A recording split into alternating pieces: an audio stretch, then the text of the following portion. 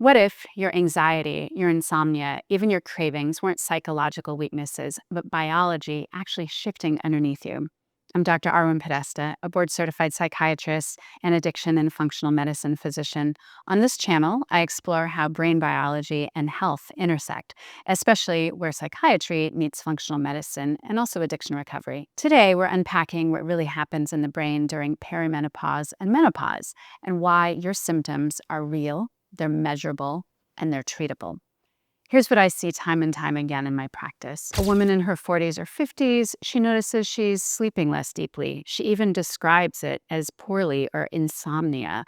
Never before she had this. She wakes up at 2:30, 3 a.m. with her mind just racing. And she also feels more reactive, less patient, more irritable. Maybe she pours herself a glass of wine at night, not to party, but to quiet a nervous system that just won't settle.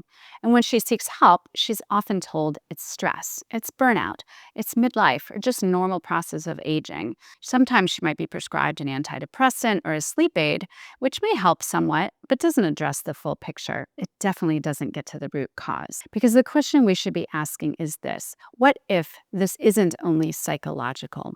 What if the brain is responding to fluctuating ovarian hormones? Even without overt menopausal symptoms like hot flashes, hormonal changes can really affect the whole body, including the brain. During perimenopause, estrogen and progesterone, they don't just steadily decline, they actually swing. Those fluctuations directly affect serotonin, dopamine, GABA, and glutamate, the neurotransmitters that regulate mood, anxiety, sleep, and reward. When estrogen drops, serotonin efficiency falters, bringing mood instability and anxiety. When progesterone dips, the metabolite, allopregnanolone, which calms the brain through GABA and glutamate, that falls too, making sleep lighter and then making stress harder to buffer. So then we get irritability, insomnia, anxiety, and even cravings. And these aren't character flaws. They're signs of a changing neurochemical landscape. And when we treat only through a psychological lens, women often feel like they're failing instead of experiencing biology. These shifts can also heighten vulnerabilities to old coping tools, such as sugar, sedatives, wine, etc., because the brain's stress and reward systems are recalibrating during these neuroendocrine transitions. For all women, understanding that vulnerability is not weakness, it's prevention.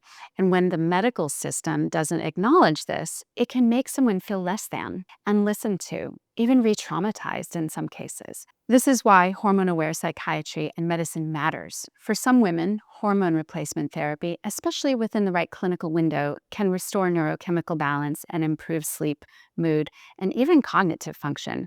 It's not for everyone, but for many, it can be very transformative. There are also key supplements and herbs that can support this process too. The key takeaway: hormonal transitions alter the neurotransmitter systems. Those systems shape emotion, cognition, and resilience.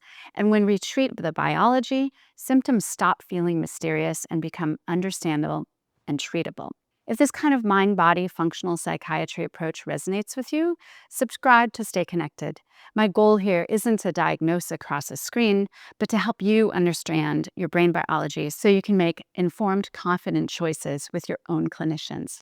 When we respect that interaction, outcomes improve, whether that means lifestyle adjustments, psychiatric medications, hormone therapy, supplements, acupuncture, other modalities that shift, or some specific combination tailored to the individual. If today's conversation helped you understand your brain in a new way, I invite you to continue learning.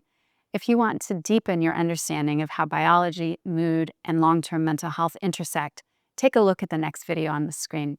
Ask yourself, what else might change when we start looking at mental health through a biological lens? Thank you for spending this time with me. I know these are complex and deeply personal topics, and I appreciate your willingness to engage thoughtfully.